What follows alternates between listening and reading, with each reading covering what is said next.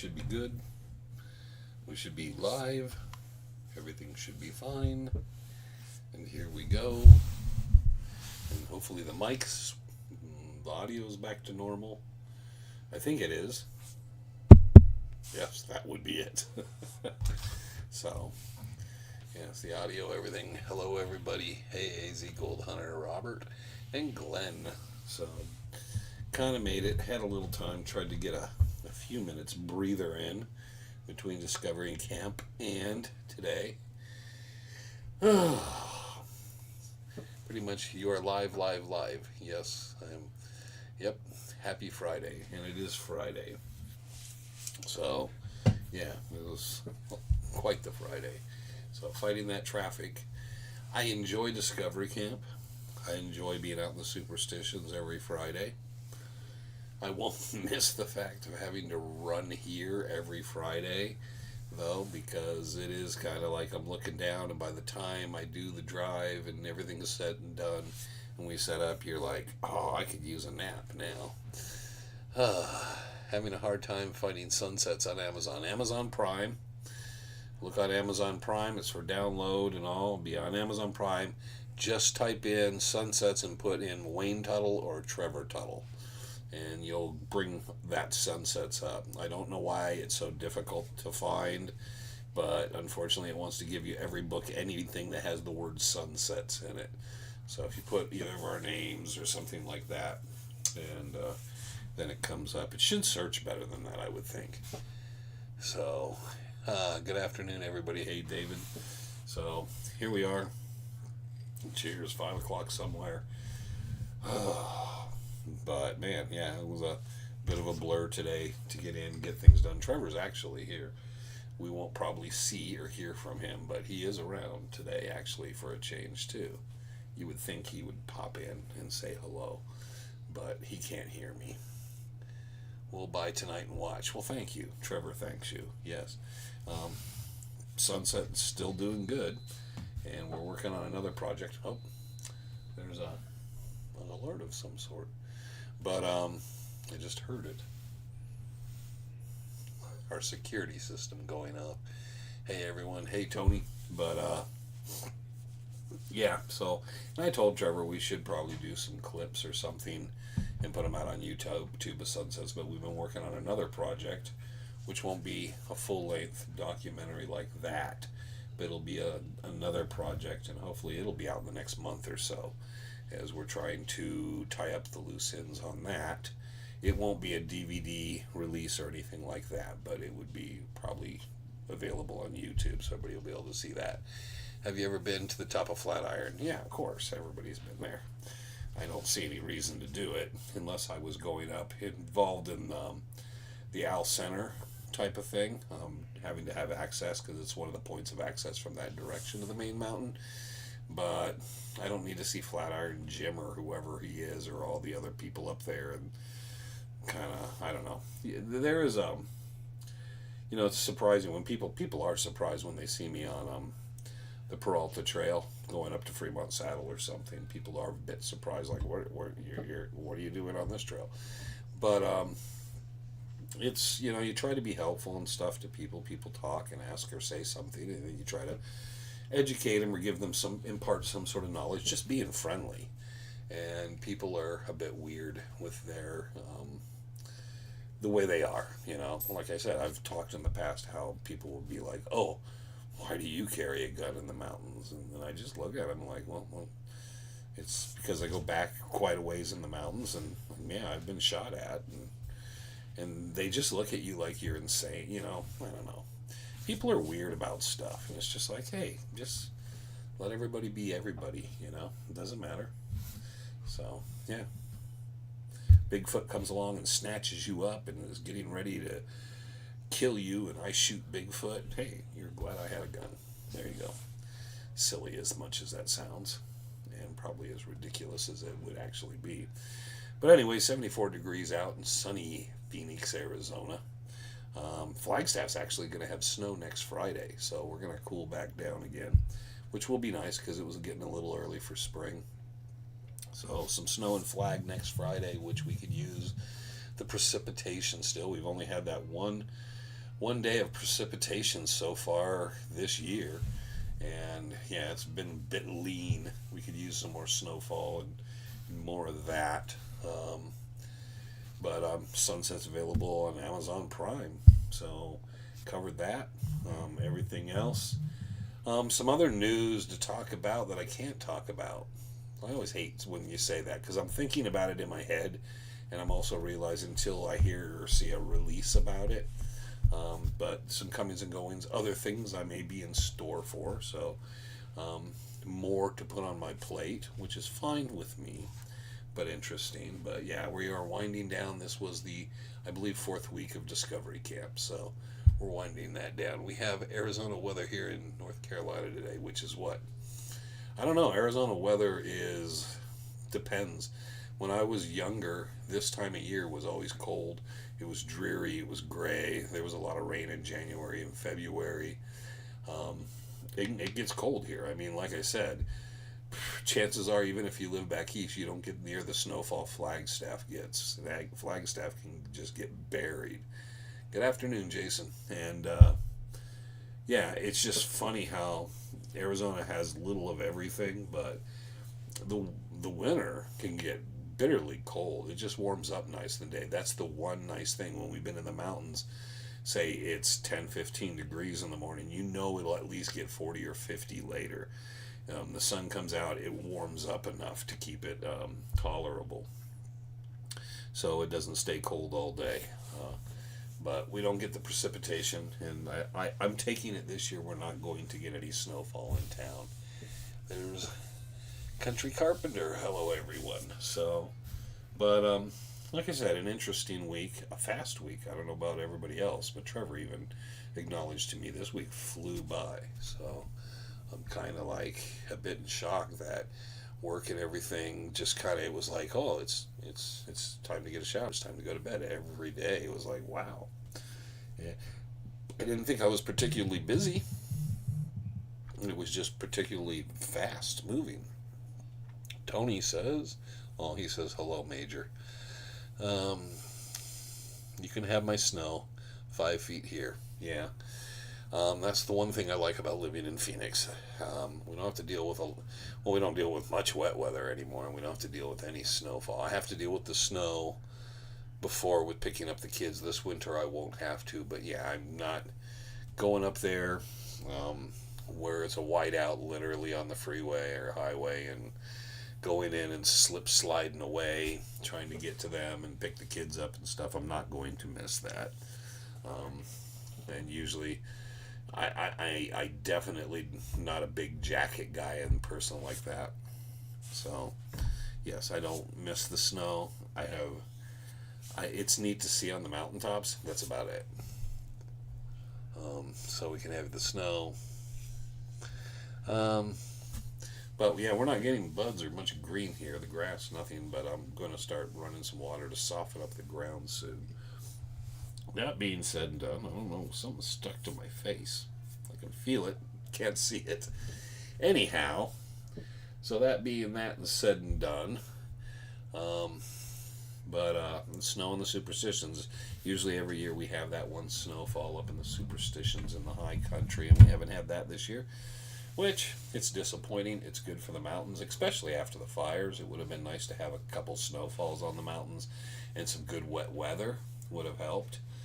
Nothing crazy like we had the year of, where Fish Creek Hill and everything fell apart. But it would be nice to have something that would have allowed some regrowth in the mountains. They will come back. It would have probably been good for them to have it this recent after the last fires, just so it would help it, because the mountains are still pretty dry. Did see some, I didn't see them physically, but I saw some javelina tracks today. A group of them had came down through, they're making a trail system, and I was watching them through the boulders where they're making their trail system and where they've been digging and rooting around. So I was looking at it and starting to actually think about some game cameras in that area. Might be interesting, cut up some apples and put them out there and see if I could get some good film, some B-roll footage or something of some javelina. But that's the first we've seen. It's been very odd down on the southern Superstitions, because we just today we've seen sign of some birds, because on the troughs you'll see where they've been perched and drinking, because there hasn't been much water. But there hasn't been many birds. I haven't seen a crow in the last 4 weeks. We haven't seen any bighorn sheep, and everything kind of pushed out or kind of moved away. So it's going to be interesting to see if when things start coming back and it starts feeling normal. I've been rewatching the original Legend show, and I wonder what happened to Frank's Peralta treasure map. It's still in a sandwich bag. One of them is at his house. I think one fell apart. It got wet, and it fell apart. One I might have burned. They had to make copies. There was at one time, it was funny. The producers would sometimes ride with me, and because if the other guys, we weren't filming anything with them. And one day I went in the back seat and I see these folders, so I open them up. I'm just like, it's my truck, and I open it up and it's a bunch of maps, copies of maps, and there was just a whole bunch. So I just took a few out of each one just for mementos. I actually have a bunch of I have 2 or 3 that we used on the show that I actually kept. But anyways, Frank had his in his little sandwich bag, which was funny. He kept it in his little valise or his briefcase thing, and then he'd bring it out in the sandwich bag. And I was like, couldn't we make it look a little more polished than that? But yeah, Frank, I'm sure, still has it, or he might have thrown it out. Who knows? The one he claims is the original. He has a negative and an actual photo of, which I think it's based on that one. Todd here from Redlands, California. Let's have a drink from Virginia McCaskey. I'm trying to understand why we're going to have a drink for Virginia McCaskey. We usually have one for Bob Ward. Saw Jack Sam Felice talking about Siphon Draw. I don't know where you saw him at, but okay. Is there a flat rock like altar, knife stone, and a small cave? Have you ever seen those? I think I've heard some talk about one of the caves up there. The Broadway cave is up there as well. There's caves everywhere back in there, and people have carved all kinds of nonsense in them. I guess I'm getting old enough now that there are places sometimes I'll go and I'll see something and go like, that didn't used to be there. And people believe in it and say, no, it's a Star of David treasure sign, or or this is a KGC sign, or this is a sign of the Jesuits. And I'll be like, it wasn't here in the 70s. I know this spot. That wasn't there. I will say the Peralta, the stone with Peralta written on it, in Barks Draw, and the one at Peralta, or at Bluff Springs, and then the one up by White Rock, those ones have been there, and they were written on. Some of that stuff. But yeah, there's unfortunately a lot of stuff has changed. Well, if Virginia McCaskey's gone, maybe they'll sell the team and we might win someday again. I don't know if anybody's very aware of that, but an individual named Phil Brooks out of Chicago. Most of you would know him by the name of CM Punk. He's a professional wrestler, and he was on ESPN on one of the game day broadcasts and basically said, until the McCaskeys sell the Bears will never have a chance to win the Super Bowl again. And I agree 100%. I believe sometimes it's ownership, and the Bears ownership has been awful for so long. They've stood in the way of the team being successful. Even though it's funny, right here in front of me, you can hear my hands running across it. This is one of those desk mats, and it's a Chicago Bears, established 1920. It's, 3 feet long by about 2 feet. But it's like for the mouse and everything here, to cover the desk, piece of foam. But I have that. I got Bears stuff and all. But yeah, I do not believe, but we will still, if Bob Ward's in there, I will toast to Bob Ward and the Bears. Was the old Dutchman gold mine ever found? Not that anybody knows of. People claim it. I get 25 to 50 people a year telling me they found it. I will investigate some of them. I will look at pictures. I look at what evidence they have. I would say so far 100% of them have been incorrect. because there's enough information. But one of the problems is everybody who writes a book, and I would say a lot. Some of the books that people have actually picked up have been somewhat accurate. It has to be there's certain parameters of something, but I think people are more in love with the idea of thinking they found the mine than actually finding the mine, if that makes sense. Can you recommend a book with a selection of treasure maps or mine maps from Arizona? There's a book, and I'm trying to remember what it's called. It's not a very thick book, and it has a map in it of ghost towns and mines and stuff. The best thing I can tell you, because there's no book that I know of, there are the ghost town books and stuff, and I can't think of the name of the book. But anyways, it has a map in it that shows you a lot of stuff. Old government topo maps will always show you where the prospects and mining claims and stuff were. They were actually did a pretty good job on those things. So I got people texting me. I don't know. But yeah, I would go more with that. The area you want to look in, pick up the government topo maps. The missing Silver Chief mine, which was claimed to be the Lost Dutchman, it was always on the government topo maps. So I don't know how hard it was to find it when other people had found it and other people had worked that old mine, and then that was claimed. It was like, well, okay, so we missed one that was on a topo map. Okay, now we're just picking on Carolina. Same thing in Dallas. Okay, yeah, now we're going to pick on NFL teams. Yeah, so one of the problems is sometimes if you make a lot of money and you have pride and possession of something, you don't really do anything with it necessarily. You just sit back and just rake in the money. I mean, the NFL has been very, very successful for quite some time, and I don't know what I will be doing Sunday. Might involve a chili dog, but I'm not.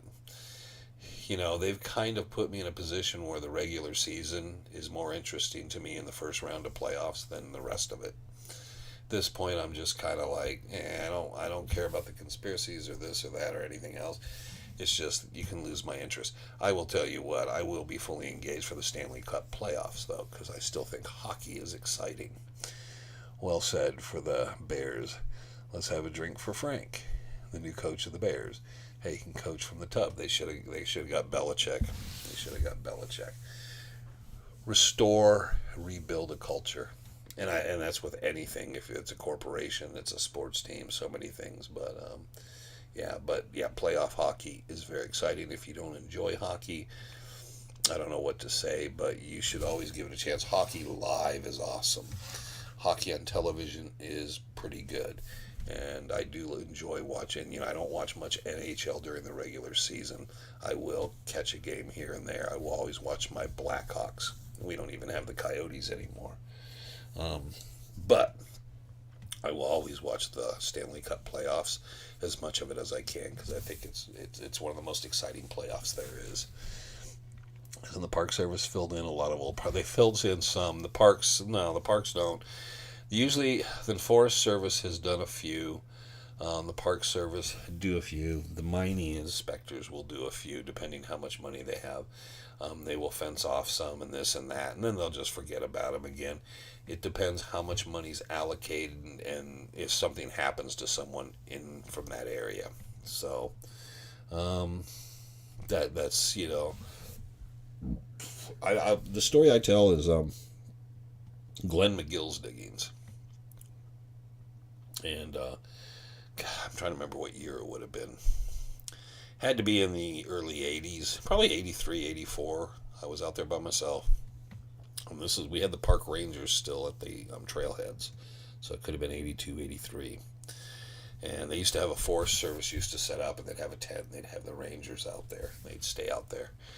And I was talking to some of them one day, and I was getting ready to head in, and they would always chat with people going in and out and stuff.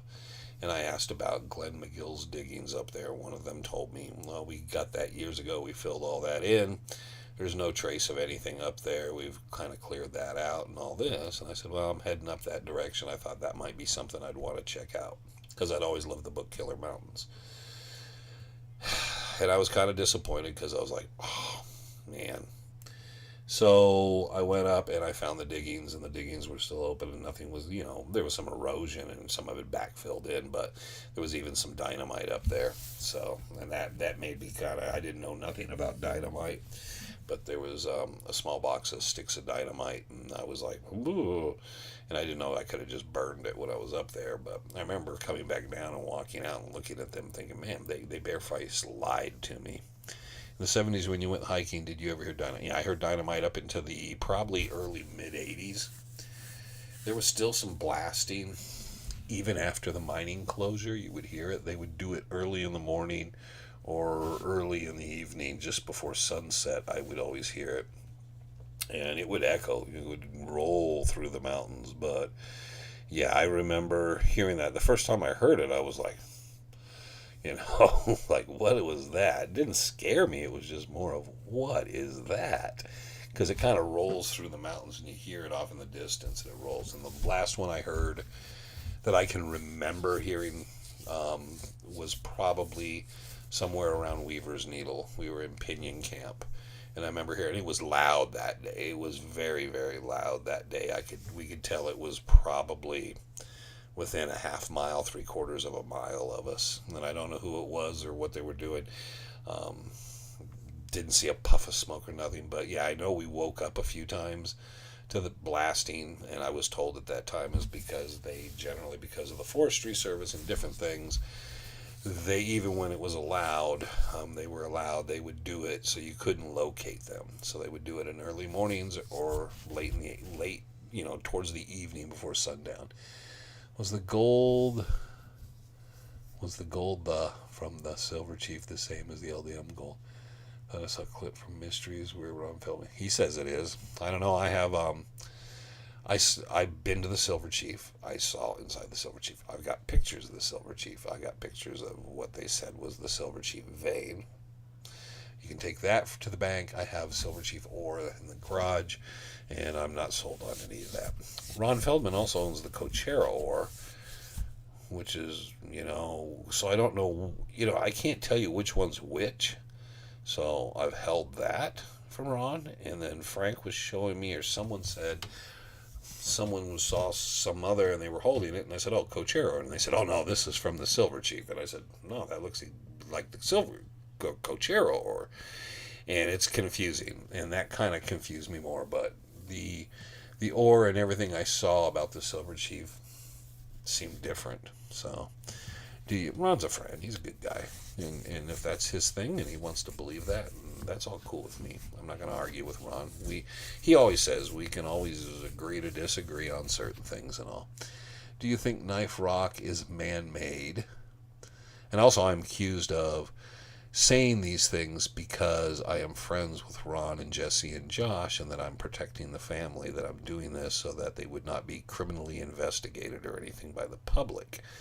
So I'm accused. I can't win either way. I can say the Silver Chief is not the Lost Dutchman, and I'm told, oh, well, that's, I thought those were friends of yours. Well, I've been there, unlike a lot of people, a couple different times, and the other side of it is I'm also told that I'm only saying this because I'm trying to protect them and keep them from any problems or any association with anything that happened there.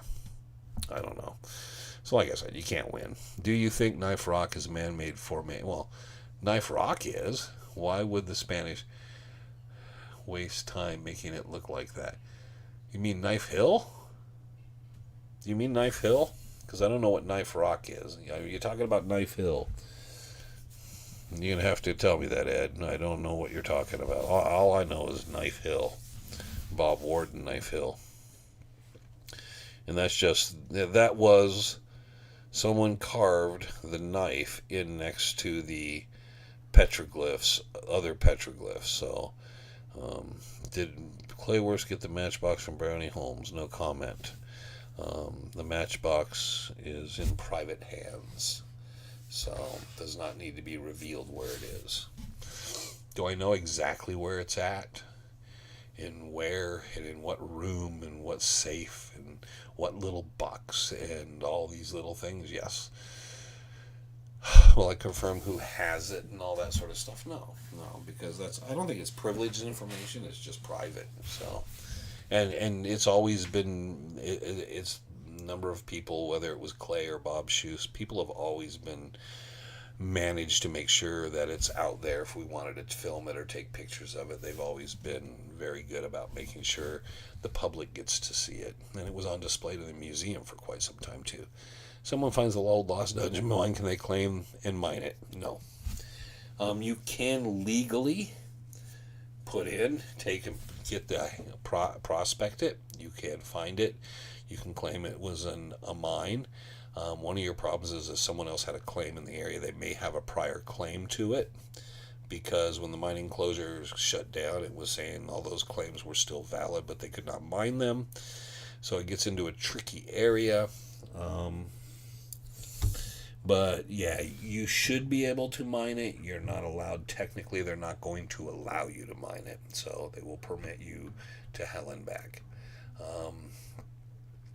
Funny thing is, if you really, really found it and you were able to have the evidence to really prove it, and I was thinking about this the other day, that the possible book rights, screenplay rights, all the other stuff, and television rights to it, and what you could do with it, might be worth a lot more than you think. So you could go in, you could grab some handfuls of orc, which you're allowed to. You're allowed to take, and if you found that stuff and said, yeah, I did find this, and prove that point out. Like, say you found the cache that Walt says is near his camp. You could make the claim for it. I don't know how much there is. They said there was a lot. But you could take some of that. You could take some more of it. And then you could reveal it. And you could basically probably make quite a bit off of that because you've given the proof. The government takes the gold. You still have the rights to whatever you're showing there. But it has to be validated, and that's one of the problems. So anybody can say anything. And you can just keep your mouth shut and just take the gold and just say, whatever, and then do a deathbed confession thing, something to your family. The reason we did so well is Greetings Way and Gill Gold Prospect in San Antonio, Texas, where every day is a golden day. Signing on from Ogden, Utah. Most credible book on the stone tablets. That's a tough one because since they're fake. No one's ever written a book from the historical perspective of all sides. So that's the problem. I'd say you just go with Travis Marlowe's, which is still a pack of lies. Even though it's close to the original manuscript that Travis Tomlinson wrote. It follows it to a degree. It's a bit different. We did raffle off one of Travis Marlowe's books with Travis Tomlinson's original manuscript at the Rendezvous, which was a very cool package. But, again, the problem with stone map books and people that follow anything to do with the stone maps is they all end up in a different place with a different kind of set of circumstances and so forth. When I first saw them, I just thought, I don't know what that is, because there was no whisper of me. I didn't know about the Life magazine stuff, and it was not a popular notion. It wasn't hidden or anything. It just was very unpopular. Similar to the Holmes stuff, there were a number of people that believed in the Brownie Holmes story that he said he got from his father, Dick Holmes. I would say most Dutch hunters did not. And because of that, I didn't hear anything about the Holmes stories for a long time. The only thing I didn't hear from the Dick Holmes side, but it was incorporated in, God, that was that guy's name. It's the book we talked about. It's here somewhere. Hold on. Robert Joseph Allen's book. Incorporated a lot of the Holmes stuff with the trash, right? It was weird. But anyways, that was the first time I read that stuff. And I didn't know much about the Holmes stuff, and then I understood, because there's nothing documents any of it. Travis's story is kind of similar. It's just a guy made something up, and it's impossible to prove anything, because it isn't a real place, it isn't a real map, and it isn't a real story. And think about it. If you want to make something up completely, and draw a map and just completely phony it up with just having an idea of the mountains, having some familiarity, you can do that, and it's hard to disprove if you're the only witness, really.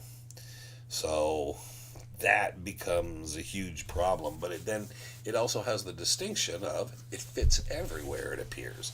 And that's happened several times in several situations. So, but I would say Travis Marlowe's, if you can find his book.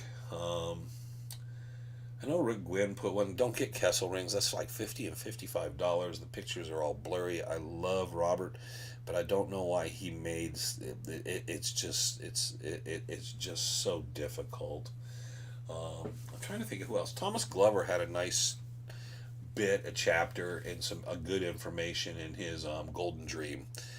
There's a chapter which he decided to include because he was not a stone map guy, but he decided to include it because it was quite popular at the time. Helen Corbin never incorporated it in anything she wrote about. But yeah, Glover's chapter might be the best resource because he kind of talks about mole and he talks about the various things on it, and he kind of gets the history kind of correct in some of the photographs. But nobody's ever published the whole story, which is about Travis and the maps and the map, that was on display. Very detailed story. And I think it's because nobody's going to buy a story about that. And that was one of the problems I thought. There was once Frank and an individual, his name was Ryan Gordon, they went down, Larry Hedrick, was Larry Hedrick? No, it was Dave, he passed away, and I can't remember his name right now. Anyways, they'd made a trip to Texas to visit the Tomlinson family, and I told them at the time, this is when our show had aired, I told them, make the story about what the truth really is, about him making the maps and stuff, but follow kind of what people said in the history and uncover bits and pieces of this other stuff as you go. That would make a great series. Might be just one season of like 6 or 8 episodes, but it'd really be a good really a good thing, because it would let people kind of see how that stuff goes, and it's basically pre-internet trolling is what they did, but got word out, and there's all kinds of letters, and I gave Frank a bunch of stuff that is in the archives that supports a lot of that about, they're coming up with more stone maps. And it became a big thing for a while, and I told him that would be a really good story to draw out of how everybody got kind of pulled under the spell of this thing. And, by the time it was made public and they were really pushing the narrative and the book came out, Travis Tomlinson was long dead. So it would have been really interesting, and some good interviews with the family at the time and stuff. And they just chose to go some other route with it, and it all fell apart. But I think the other side would have been interesting. It would have had everybody watch. The Stone Map guys would still deny it and say, oh, no, it's not the real story. I've had people tell me that they've been to the church where the stone maps were pulled out and they have photographs of the crypt where they were and all this stuff. And I'm like, he made them in Texas. The actual stone they're made on is behind the building where he carved them. And they've shown pictures and video of this stuff. And then they're like, oh, no, that's impossible. It's like, it's a specific stone found. And no, it's there at their house. It's there. So I would say if you got Glover's book, or you can find The Golden Dream, that has a really good chapter covering specifics and stuff. Otherwise, I would go on the Lost Dutchman Mine Forum. It was the one that Ron Feldman ran. And look for posts from Gary Cundiff and Larry Hanna, and they did some great investigating, and one of them went down and they took a lot of pictures at the ranch, and so there's some really good stuff they did. And I know Ryan followed up and contacted them and took the information they got, and then he further followed that up. So nobody's ever put it all together because it's just not going to sell well, but it would have made for a really good television program. Hope everybody finds something great this year. We'll see what happens. When God Made Men, saw it for $100. It's rare. It's a very selective process. It's a terrible book. The sad thing is the Dons had such Superstition Gold did so well through the roof. Orrin Arnold must have 15 printings of that book. It was such a huge, phenomenal success. They decided the next year, and I have all the letters for publishing and all this stuff, all the material for the guy that wrote it. They decided that book was going to be the follow-up, and I guess they decided to branch away from the Superstitions, and that was a terrible idea. And the book didn't sell. It did not sell well at all. It lost money. So I don't know. I have a copy, but I have a copy just simply because it's part of the Don's history. But I would, unless you're a collector and you're like, I got to have everything, it's something you don't need. Live out at the beginning of Peralta. Do you let others walk with you? We try to do hikes. We've done very few. I try to hold again. The reason is we did the hike, and I was in a good mood that day. And it was, Garden Valley, and we made it easy, and it was a history of the 90th anniversary of the Don's first trek. And we went out there, and it was all kind of good and all.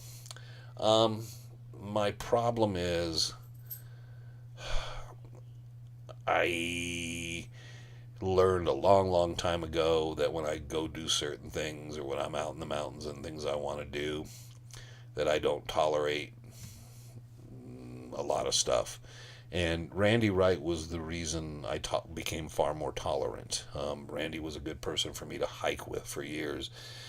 And then I would go out more with Greg Davis, Larry Wright, and other people. And it was far better. But, even then sometimes, like there was a couple times we went hiking and then I just showed up late, so purposely I didn't have to walk with everybody. And then I just caught up to them, spent that part of the day where I had to at that point, and then made an excuse why I could leave, and then I just left. Randy is one of the few people I just stuck with out in the mountains. I don't know why. And even then, he would give me my space, but I always was like that. I think it's from years and years of spending so much time on my own. So I've tried to do something. We're hoping this spring to have something and do something kind of so people can come out. But I generally, as a rule, I just don't want to deal with it, and I kind of don't want to have to be responsible for someone else's safety or some issues, and that's a big part of it. When we did Legends, I always was on edge because of the safety from everyone. Remember, we were filming in the summertime. It was extremely hot, over 110 degrees every day. Those guys, Woody was on IV units. DeLeo Magnuson both passed out. Frank had his issues.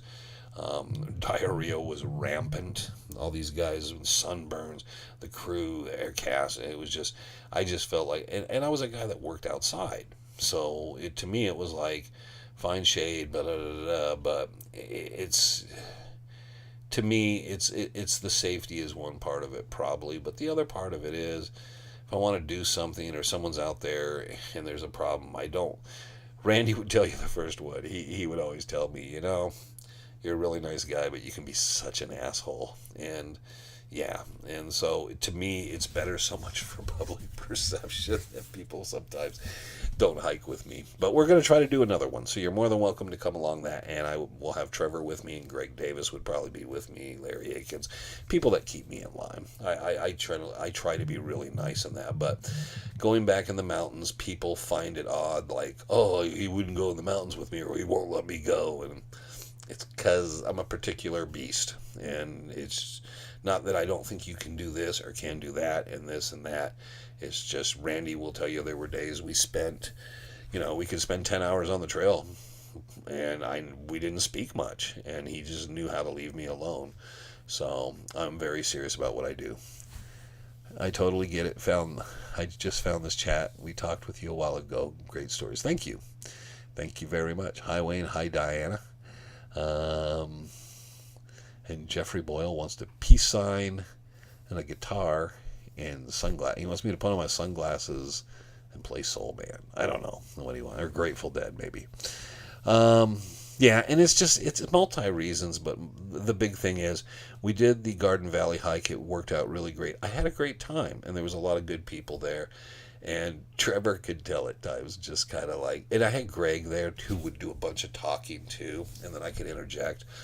But I have to watch myself because I will kind of change lanes. And if anyone that knows me and has seen me change lanes, Frank will tell you, I will just decide I'm going to do what I'm going to do, and to hell with you, and and there's a serious side of that. And when I'm in the mountains, and if I'm serious, if we're hunting something, if I'm looking for something or I'm looking at something, there's a different serious side to me, and I don't want any BS, and I don't want any stupidity, and and we've heard my stories.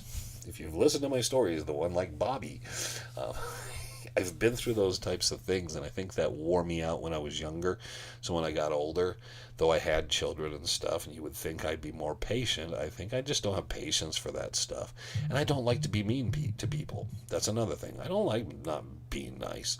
So not putting yourself in that position. So thank you for understanding. But yeah, well, hopefully in the next few weeks we'll announce something and do something. Man, buddy, open up. We love you. Just don't take us to the juicy spots. But that's where the fun is going someplace really cool where people have. And hey, Dallas, I missed you today. I know it's tough getting Fridays and all, dude, but hey, buddy, good to see you on here. Um, Garden Valley, I want to see because of the fire damage. So we've talked about that. We've talked about a couple other things, and people might be surprised what we do this year, but I like to take people someplace where I can show them something different and some things that they may not know, and kind of like look at it and kind of update. I know that, but I also hate just doing the usual thing. It would be fun to do Fremont Saddle and go out to Lone Tree Hill and do the Weaver's Needle thing, and I've thought about that. I don't think it does anything. How many times am I going to left in my life that I could do it? That's one of the things too. Is I think I said that to someone the last time Trevor and I were up there, and he filmed, and we were out there. It was a revisit because the first time I took him up there, we went southeast from there along the ridge line above Needle Canyon, and we were back over that way, and that's where Trevor did his first time pooping in the wilderness, and I took pictures of it. It's funny. And Trevor was kind of embarrassed, and we were talking about it, and then he looked at me, and I said, it's a memory, man. It's the first time you ever out in the wild had to go to the bathroom, and you were all panicked, and you were looking around like someone was going to show up around the corner. We're in the middle of freaking nowhere. There's nobody within a mile of us, and you're up there and doing that. But it was, how many times are you going to revisit those moments or be in that area? You can tell the story, but you can't. So there's that.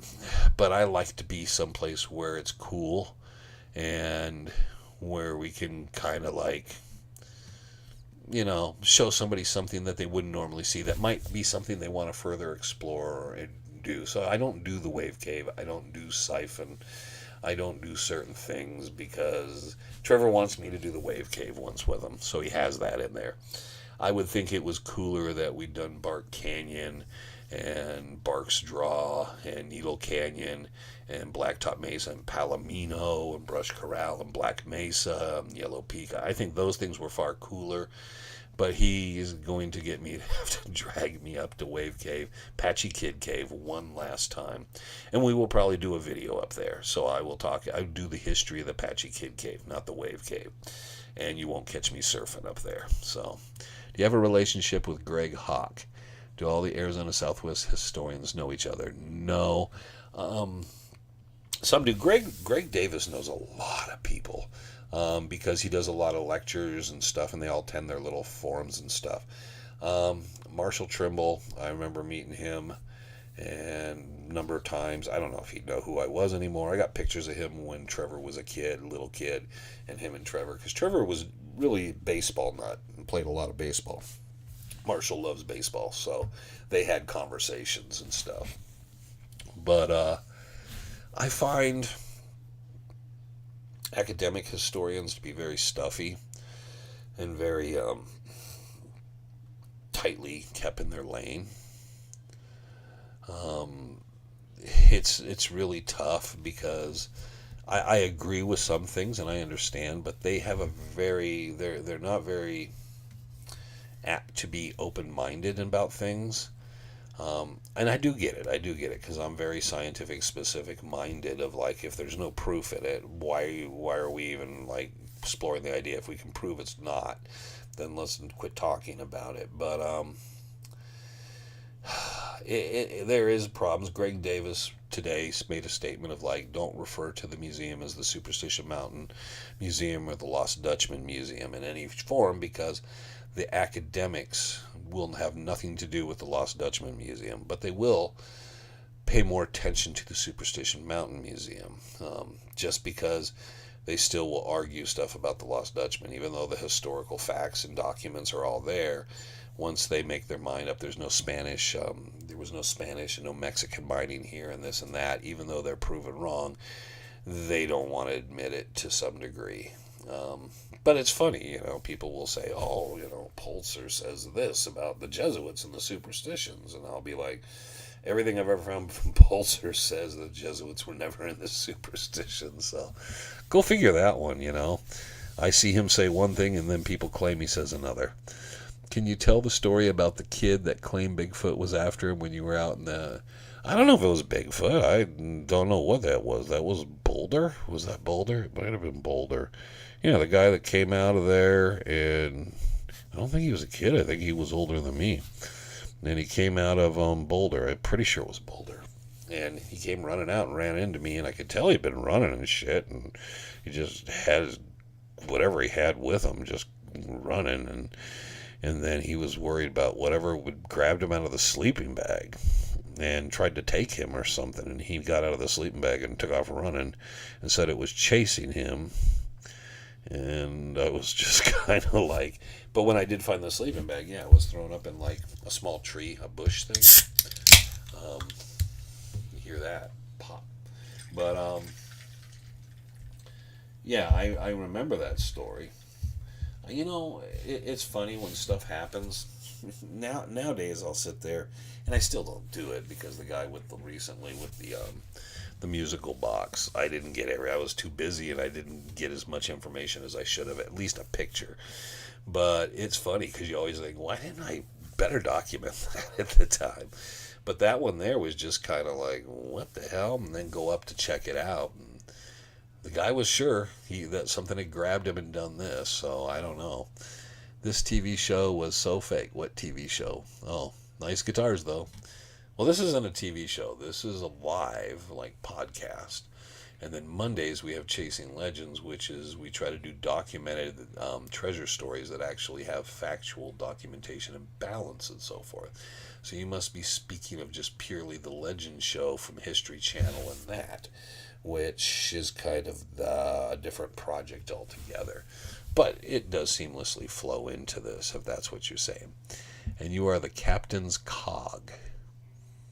So you're not even the captain, you're just his cog. Okay, does the museum promote legitimacy of the stone maps? No, they just have them on loan from, oh man,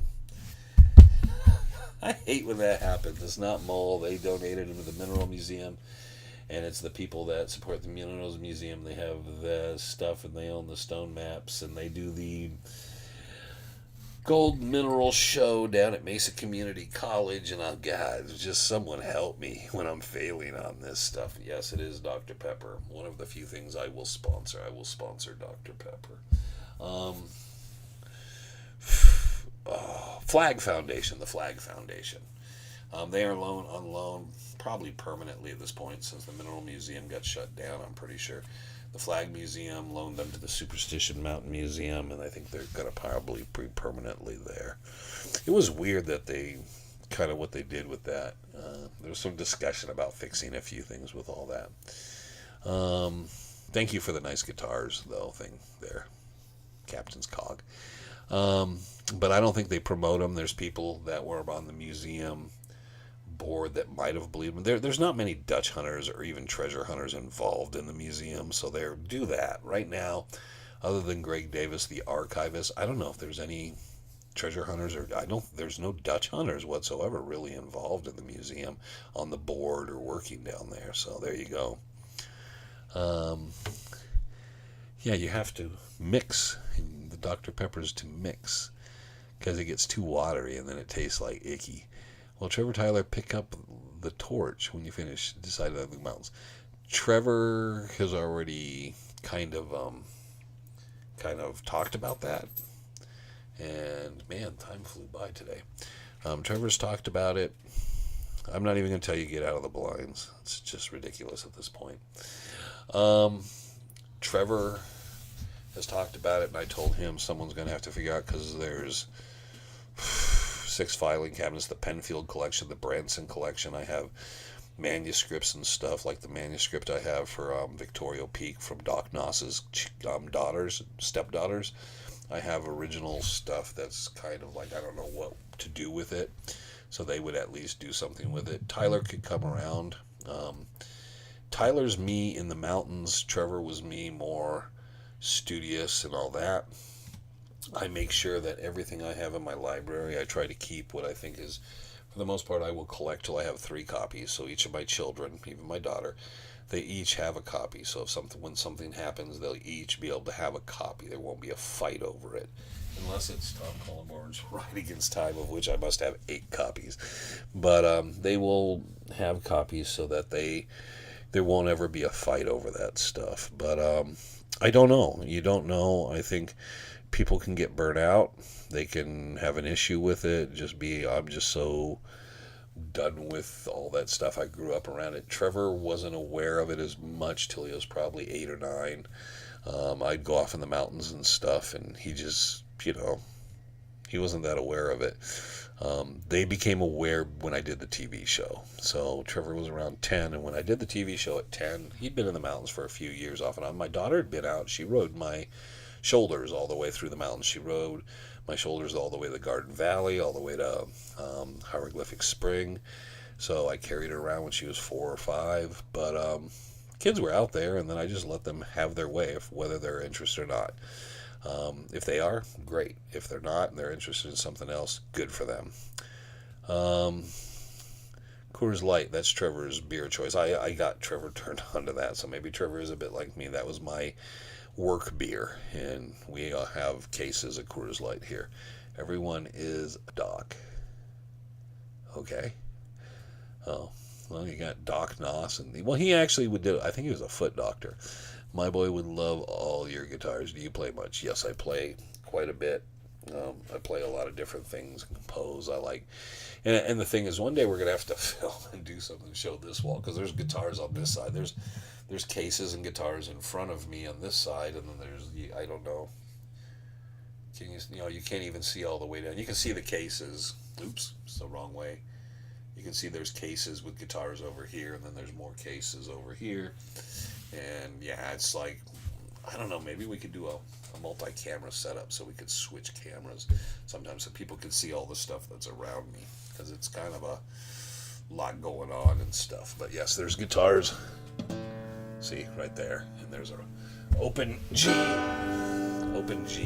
there. And then there's that's open. Yeah, it's an open tuning, and there's a resonator that's open G tuning. Anyways, and there's a Paul Reed Smith in front of me too. So there you go. There's just stuff everywhere, and then up in front of me is the soundboard, and there's a reel-to-reel half-inch machine sitting here, and microphones and speakers and all kinds of stuff, including the Led Zeppelin obelisk from Presence, which is kind of a cool thing to have in your room. But yes, there's, again, quite a lot going on in here. I think people would be surprised at how much, and that's why you always see me and I'm looking down and I got so much to fiddle with. I got a whole mixer to fiddle with while I'm sitting here, so it's good. I got a fidget machine. They should hire Sal at the museum. He could tell stories. Well, there's a reason they couldn't hire Sal at this museum, and nobody'd understand him. You missed the question about the Jesuits from above. I didn't catch it. Was it you, Jason? Do you have a relationship with? Know each other? Okay.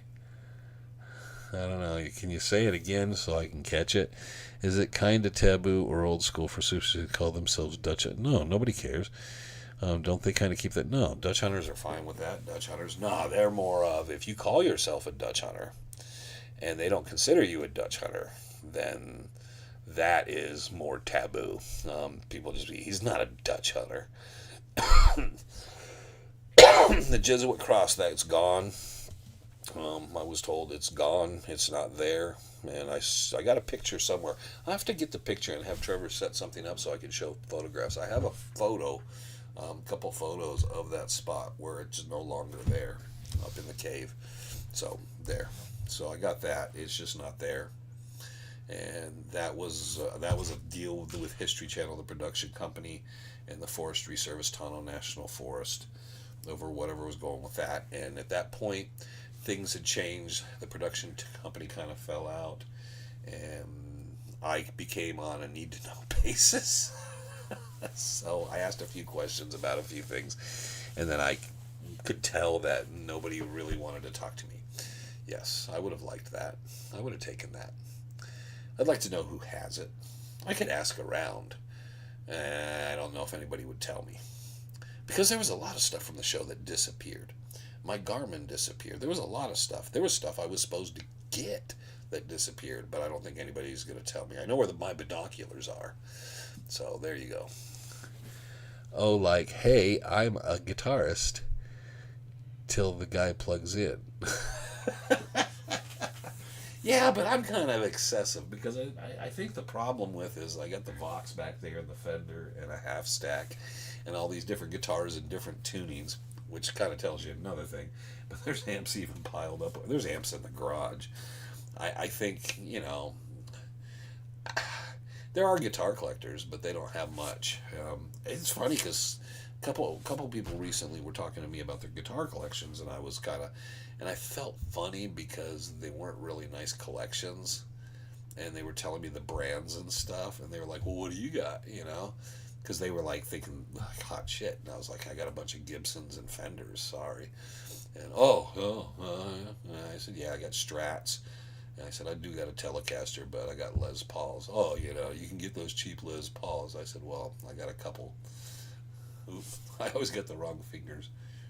Couple customs and stuff and reissues and stuff that cost a dime. And I said, but it's not the price. It's just whatever I like, and all. And then I started thinking, okay, if you know guitars and stuff, we're going to talk about the feel and the wood and different things. And I was talking, and he was talking about an acoustic, and I was like, yeah, I'm not a big fan of Martins and stuff. I know. Maybe I've never had the right Martin, but, I said my favorite acoustic guitar was an old Carlos, but I've really bonded with an Epiphone Masterbuilt that I picked up, and that day I was playing Martins, and then I was actually played a Gibson Hummingbird that was, I think, 8,000, and this guitar was, to me, the better guitar of the three. It was just such a great sounding guitar, and I bought it because of that. And the guys just looking at me, and I'm thinking, okay, you're not really a guitar player because you would get that. Wayne, does Trevor Tyler play? Trevor started learning guitar. He's got a couple of the. Ooh, this is so hard. That classical there on the stand on the ground is his. That's his. That's not my classical is up there at the top of my. So hard to do this. Anyway, okay. The one that's hanging on the wall is my classical, but he got a classical. I gave him one of my 6 strings to play, and then I gave him another one. Had him playing another one, but I think I took it back because he got that classical.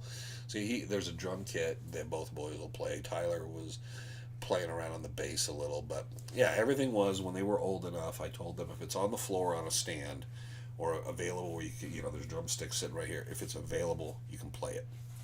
If it's not available, and if it's hanging on the wall and stuff, you have to ask. Nobody mess with it. None of your friends walk into this room. And that's been the rule all the time. And I didn't care if other people walked in and played with something that was down. Now there's no little kids. I have guitars just laying around. Okay. Do you ever go hunting?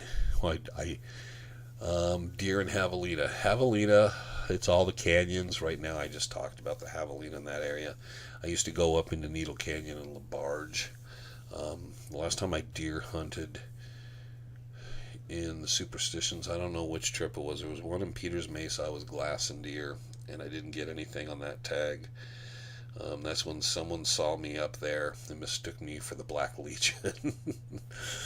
But then I glassed and worked Bluff Springs for a while and didn't have any luck in there. I was trying to see what I could push out, and there was a buck, but I saw him once, and then I was not able to um, really resolve that issue. So he was on the western face, and there was an area he was using, and I was really knew he was going to be up in there, and I caught a glimpse of him one time.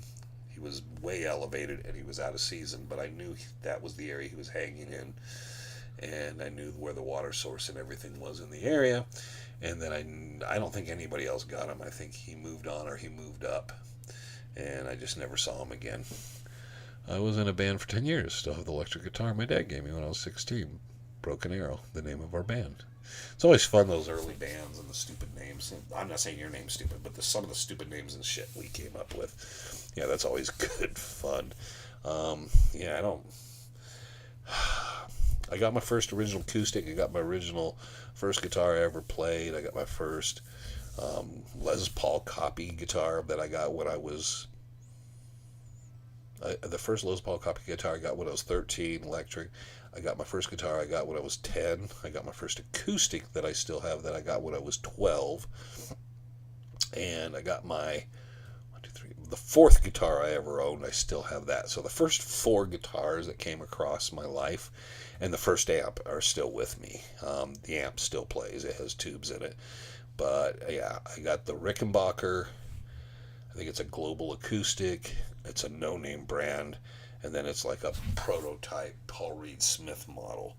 And those were the first four I got. And the last one was the one I played for a long, long time. I played that, and that thing's beat to crap because I always saw them as tools. I'm much better about taking care of them now, even though there's a few that I've had for the last 10, 15 years that I've beat up a little bit. Have you ever heard some of the stories from the old man that runs the gift shop Bluebird? Is that Fran? Or was it Louie? Because there was Louie. Louie's dead. Louie died. He passed away. And then Fran, who inherited or got the place from Louie's dad, Ray Ruiz. Fran's there now. So I haven't talked to Fran much. Frank talked to Fran, and him and Fran got along. Me and Fran talked a few times. He wouldn't know me for shit. I used to spend time with Louie. My problem with Louie was I wasn't sure if he was BSing me. I don't know if he was telling me the truth. And then it always inevitably ended up in politics and stuff. And then I just didn't care about that stuff. And it was just at the point. And the other problem was with Louie. And, I liked him, but he had a problem with shoes because of Goldfield across the street and all. And I don't know. The problem is Bob always thought Louie was all right. Everybody liked Ray. But yeah, he had that little issue at times because he knew I was friends with shoes. There are several, but he had John Wilburn over there, and I used to go over there, and that's how I would always talk to Louie, because I'd go over there to see John. There are several lost treasures in your state. Lost treasures never been found yet. Yeah, there's all kind of treasures. There'll always be treasures to be found, because there are treasures of the last 20, 30, 40 years that we're not even thinking about, that in 40 or 50 years will be the next treasures of 70, 80 years, generations. Look at the Bob Ward Burns Ranch stuff and the coins I found. Those were probably put in the ground sometime in the 50s, 60s, maybe the 70s. Those weren't a recent thing, but they weren't something from 150 years. I don't think they were from the turn of the century. I think they were a collection of coins from the turn of the century. But Burns wasn't there before probably 1950, 55, 1960, somewhere around there. But yeah, so Henry Burns wasn't there before that, and Ward didn't come into DeCook's cabin till probably 89, 90 when DeCook died. So either one of those, but they are still treasure. So there you go on that. We're going to wrap it up because we are at 5:06. Wow, it went by fast. We've had some really good lives, but I hate to share this with everybody. And we will put something out there and plug this week. Next week is the 14th. It is Valentine's Day. It seems weird, and I thought about it. I never used to do live every Friday. We've been doing consecutive lives, unless there was the one I missed where I actually slept. I know it's funny. So I missed it because I fell asleep and I slept through it. But it's just a weird one to do it on Valentine's because people would be going out to dinner and stuff. And there's a bunch of you that like your wife's going, hey, let's go out to dinner, and you're like, no, hold on, we got to do live with Wayne, or we got to get back to the house. Wayne's got to be live. I just think that's just so it's just easier to take a Friday off. So we've done probably 4, 5, 6, 7, 8. I think I don't other than the one I slept in. I don't think I miss any. And David, treat Lacey well. Okay, there you go. Yeah. So, but yep. Thank you, Dennis, and thank you, Sky Cloud. Yeah, he made it through the whole thing. Amazing, no banjo, but yeah, Sky Cloud made it through the whole thing, and we didn't play any music for him to complain about. So there you go. Even though people wanted to talk a little about guitar, but Sky Cloud's forgiving on that. Interesting night. There we go. We always got lots to talk about and all. So we'll see everybody in a couple weeks. So, and I'll make sure Trevor puts something out for next Friday. But we'll take a Friday off, and then we'll get back to it and back into it. Maybe some of the news I couldn't talk about. Some of it will be more public knowledge, and I can kind of touch upon some of it more. And give some insight and some news on that, so which will be kind of cool, and maybe we'll be further along with a couple other projects, so could be very cool. Catch us chasing Mondays or chasing Legends on Mondays. It's funny how you go through a long day and everything you do, and you rush here and you get in and you still stumble a little, but you still get through that hour. And I still remember stuff. I think I actually, outside of Robert Joseph Allen, having to look over there at that, I think everything else came to my mind. I was able to remember the books and everything. Isn't it like Superstition Treasures, the book by Travis Marlowe, and all that stuff? It's weird. So I am sharper than I think. Maybe. Anyways, everybody go have a great weekend, a great time. I hope weather's there everywhere you're at. It's as good as it is here. We will catch you a week after next, which should be the 21st, I think. So we'll catch you February 21st. We will, and like I said, I'll have Trevor put something up that will be taking 14th off just to kind of let everybody breathe and nobody get in trouble for trying to piddle around with treasure hunting. You treasure hunt enough, you couldn't screw around on this day. So we'll do that, and that'll give us a breather, and I'll check on it. Outside of the day I slept, I think we've been consecutive and all the way through. And of course, 5 years consecutive on Mondays, not missing a beat. So there you go. So thank you everybody for joining us. It's always hard to wrap these up. It's so hard to say goodbye, but we will. Thank you everybody. Have a great night, and we will catch you again next the 21st.